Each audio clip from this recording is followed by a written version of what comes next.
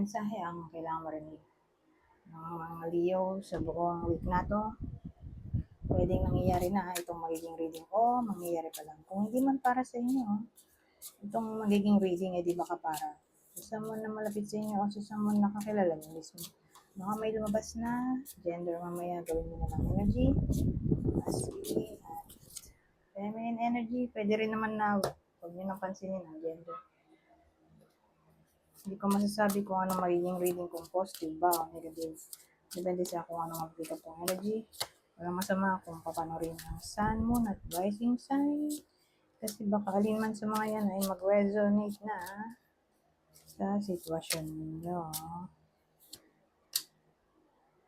So, bidan natin ay babae. Pwede rin naman sa lalaki kung introvert siya. Pero, mas tatamaan ito ang reading ay babae. So, i-describe ko yung tao para makilala nyo kung kayo ba to o makilala nyo. So, yung tao dito, eto, magbibigay akong description. Kunin nyo lang yung description na sa tingin nyo fit sa sitwasyon nyo o sa kakilala nyo. Nanay na siya, kasal, mayaman, kung di mayaman, may sariling business, kung walang business, may trabaho, o baka boss nyo to, o boss yung babae dito. Buntis. Buntis ngayon.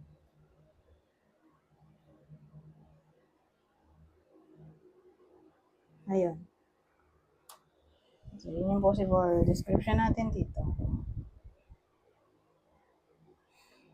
Ano to?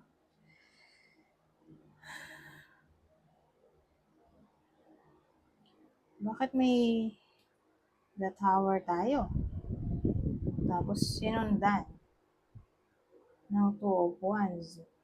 Tapos may the moon. Ayan. Tingnan natin to. Ano to?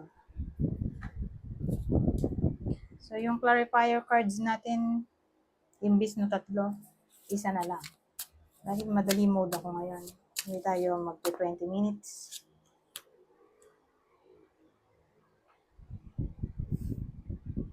So, yung the tower natin, 9 of swords.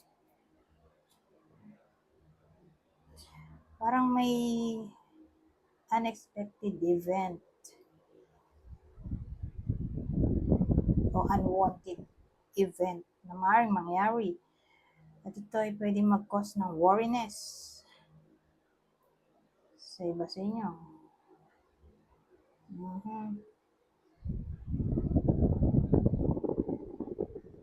Worry, fear,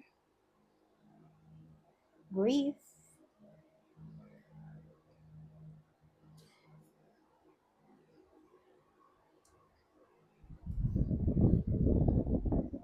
ano kaya yan? Gamitan natin ng ibang deck.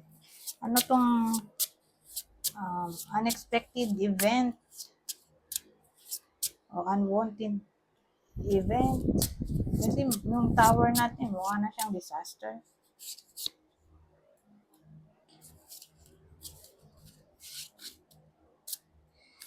Isang card lang pala tayo, no? Kaya pwede magmarami.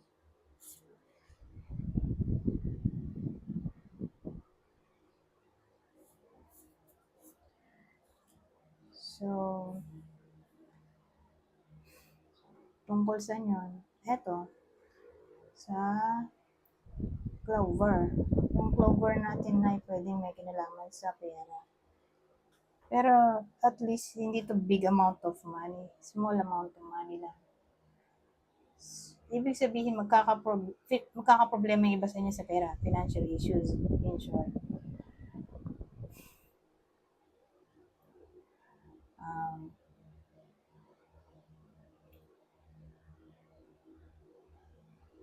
Ano pa? Ewan ko, for some reason, may hinihintay yung iba sa inyo na opportunity, pero hindi mangyayari. opportunity, chance, ganyan. Pero hindi nga siya mangyayari.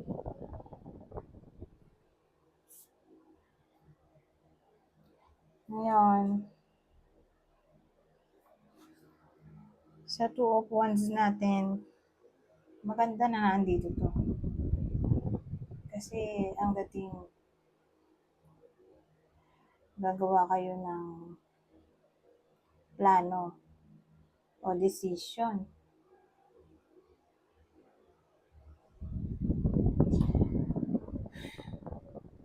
na maalis ang sarili dito sa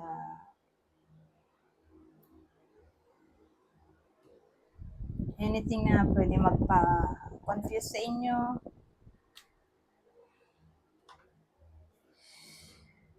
o anything na pwedeng mag-cause ng depression.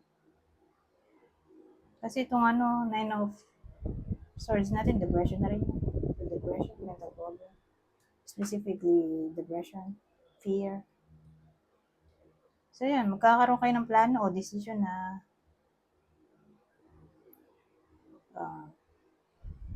ialis ang sarili sa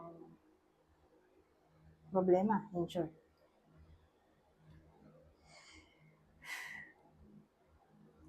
Excuse me.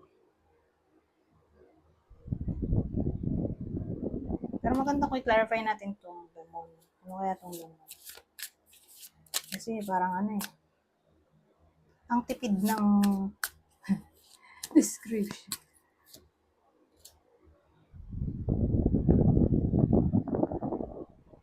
Ayan, damon natin 6 of Wands. So, ang plano nyo ay i-overcome itong fear, depression, unclarity, confusion, illusion. So, yan. Pero in short, yun nga, ialis ang sarili sa anything na pwede magpa-toxic sa inyo. Gagawa kayo ng solusyon sa problema nyo. Hindi nyo hayaan na malugmok kayo, o hindi kayo magpo-procrastinate dito, ayusin nyo agad yung problema. Ganyan. Lalo na kung may kinalaman sa financial issues.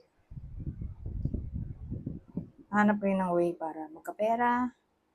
Pero hindi naman to, malalang problema dahil clover lang to eh. Hindi naman to fish. Kung fish, mangamba na. Kasi yun talaga big amount of money o bear. Pero ito, kasi clover lang to. Hindi naman to, tawag dito, malaking halagang money. Pero pera pa rin, diba? Pero at least, hindi siya yung mahirap bayaran. Okay? Magagawan ng paraan to na mabayaran dahil small amount of money lang to. Hindi siya, sabihin natin, 10,000 agad. Mga ganun, 15,000, saan ka kukuha nun? Ang hirap, di ba? Mga lang yan. Less than 3,000. O, malaki na siguro, 5,000. Basta ganun, less than 3,000 siguro. Na, yun, magagawan pa ng paraan na makahagilap ng pera. Kung ito man ay utang o mga babayarin na dapat bayaran. Anyways, ibang scenario. Tago ko lang itong isang deck. Sige. So, Leo na tayo, no? Ang mensahe ang kailangan marinig o malaman ng mga Leo sa buong week na to. Ito maganda, illness stop o stop. Gagaling na, ibig sabihin, no? Gagaling na ang may sakit. pwedeng kayo mismo to o kakilala nyo. O pwede rin naman magkasakit yung iba sa inyo pero gagaling din agad. Mhm.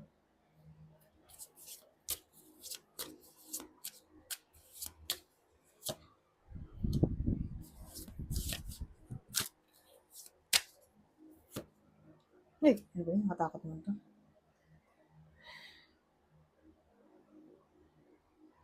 Ano yan? Ang weird naman ng combination na to. Origin disturbance. Parang ito yung sa ano eh, movie na Shatter. Sabagay, galing Thailand tong ano, deck na to. Hindi ko alam kung napanood mo ba yun, Shatter na movie. Siguro yung mga millennial, napanood yun. Tulad ko. But anyways, ano kaya to?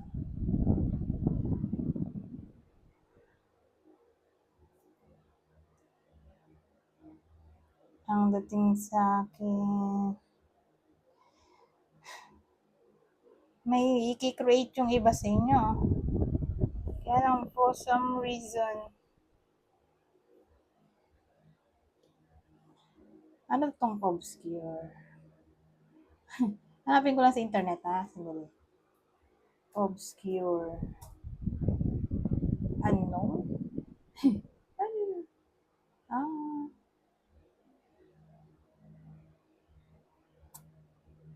sabi dito sa ano, dictionary. Unknown daw. Difficult to understand, sabi.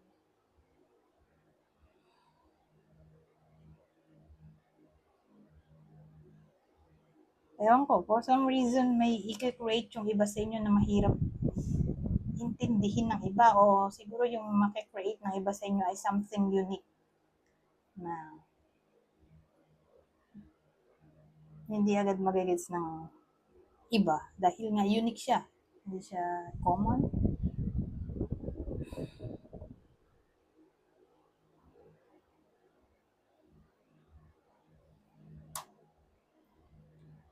O sabihin natin may discovery dito na maaaring mangyari. Discovery, let's say, antique. Discovery ng antique na mga gamit. Vintage na haunted pa. Haunted, oh. Haunted. Oh my God. Anyways, ibang senaryo.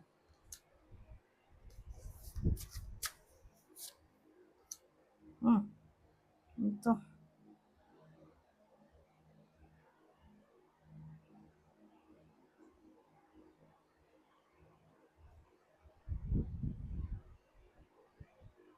Bakit ganyan? Bakit ang combination? Para bang may gusto kayong gawin dito. Oh. May gusto kayong i-overcome na challenge. Kasi may resolution doon. Pero for some reason, hindi nyo nga ma-overcome o hindi ito mangyayari sa ngayon. Okay? Sa 1 week na to.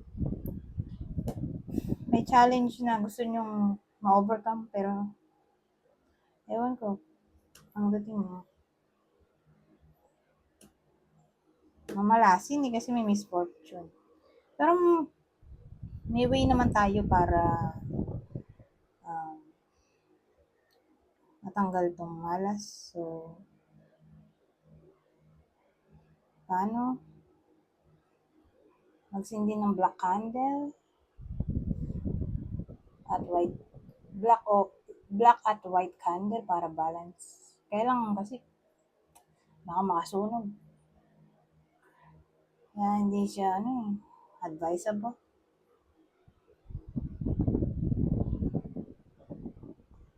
Ano na lang, asin. Sa huling banlaw ng tubig, huling banlaw sa katawan ng tubig. So, huling tabok, in short. Lagyan ng pinch. Isang pinch ng salt. So, pag sinabi mong pinch ko, konti lang yon. Ayan, ganyan lang, oh. Dadakot ka konti. Tapos, ilagay mo sa tabok. Kasi ano nakaka-dry daw ng buhok yung asin. Hindi siya pwede marami. So, basta, ang mahalaga, malagyan ng asin yung tubig. So, konti lang. Pinch nga lang, Ganon. Ayun, yun yung huling banlaw. Dapat daw talaga kasama ang ulo. Kasi nga yung iba, iniiwasan nila yung buhok nila malagyan ng asin. Kasi nga nadodry. Pero sabi, napanood ko na tuturo nga tungkol sa asin na foreigner. Kailangan daw talaga kasama ulo. So, para hindi ma-dry ang buhok, gano'n na nga lang. Isang pinch ng asin. Asin ang huling banlaw.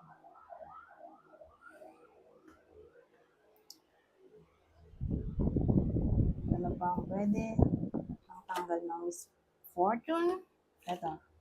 Patay dito ng kaikikan.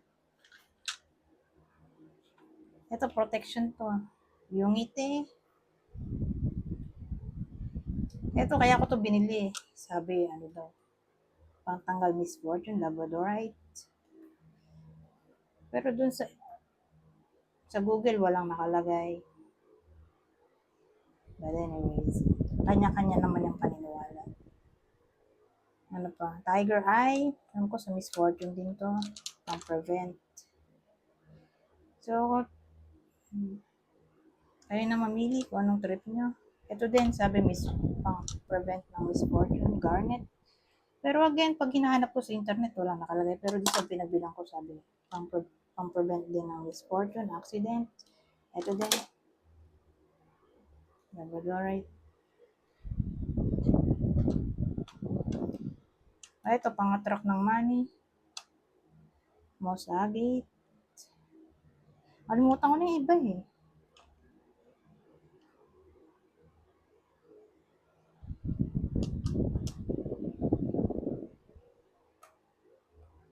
Ito, ano nga ba ito? Alimutan ko na ito. Red obsidian, nakalimutan ko na.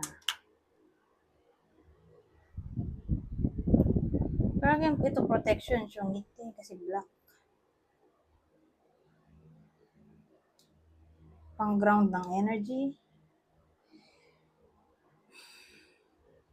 Clear quartz. Wala ko nun meron nga ba? Parang wala. Ito, clear quartz kasi ito na tourmalinated quartz. So, ito, baka gusto nyo. Ano nga ba ito?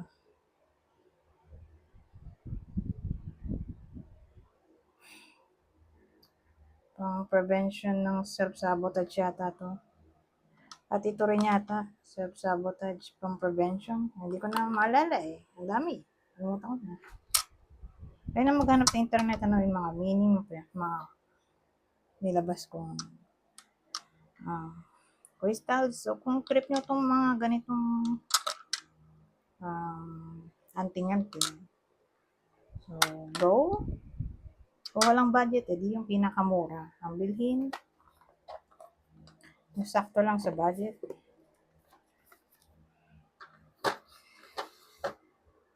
Yung maliit lang, para hindi ganun kamahal. Ano pa? Para ma-prevent natin itong curse o misfortune. Bukod sa anting-anting, asin, black at white candle, palo santo. Yung palo santo maganda rin, kaya lang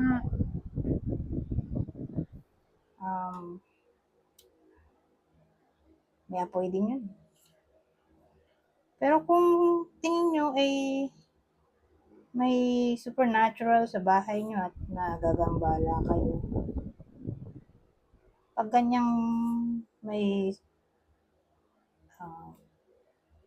ganitong senaryo sa bahay at gusto nyo mawala, mabisa yung sage. kaysa Palo Santo. So, face-to-face basis. Pero may mga nabasa naman ako, sabi, mga Pinoy naman yung nabasa ko sa mga comment kung saan na gusto daw ng mga momo yung Palo Santo, saka sage kasi mabango daw. Pero sa Amerika o sa abroad, yung sage pang taboy ng araw bad spirits. Pero dito sa atin, sabi, mas na-attract daw sila sa amoy ng sage at Palo Santo. So ngayon, hindi ko na rin maintindihan paano mas best na pangtaboy ng bad spirits. Meron naman insenso, di ba? Pero pag naamoy mo yung Palo Santo, meron kasi ako nun. Pero wala akong sage. Di ba ako nakatry ng sage? Yung Palo Santo, amoy insenso na may mentol. May amoy, pinagsama. So, yan yung prevention natin para hindi mangyari itong misfortune. So, mamili na lang kayo kung anong trip nyo doon sa mga pinagsasabi ko kanina na method. Pero mas maganda yung asin, di ba? Mas mura. Kasi asin lang yun eh. So, siguro naman lahat naman ay may asin sa bahay. O pwede nyo ring saboy sa labas ng bahay nyo o ilagay sa garapon pang absorb. Siya yung mag-absorb ng bad energies. Makikita nyo raw sa garapon na mag-change siya ng kulay. Kung mag-change siya ng kulay, ibig sabihin, tumalab. Tumalab yung asin. Na-attract niya yung mga negativity. Ngayon, kung hindi nag-iba yung kulay ng asin sa garapon, nakalimutan ko may method eh. Kasi noong 2018 ko pa nakita. Hanapin nyo na lang sa internet kung paano ilagay yung asin sa garapon, kung paano method. Pero kung hindi siya nag-change ng kulay, ibig sabihin walang negative energy sa lugar. May iba naman sabi, ilagay na lang daw sa garapon. Maganda kung sa plastic, garapon na may plastic. Tapos sa loob ng plastic yung asin. Pag natunaw daw yun, edi may mumo o bad spirit o bad energies sa lugar. Kung natunaw yung asin, kung hindi, edi safe yung lugar. So, hindi daw dapat mahawakan yung natunaw na asin. Kaya siya lalagyan ng plastic. So, again, kanya-kanyang paniniwala yun. Kung kayo na maghanap sa internet kung paano nyo ma-remove itong misfortune. So again, at least may way tayo para matanggal, diba? Kaysa wala. At may way tayo para malaman agad kaysa wala nang magawa. Diba? Nandyan na. So at least mayroon tayong awareness. Anyways, hanggang dito na lang. Goodbye. Po na.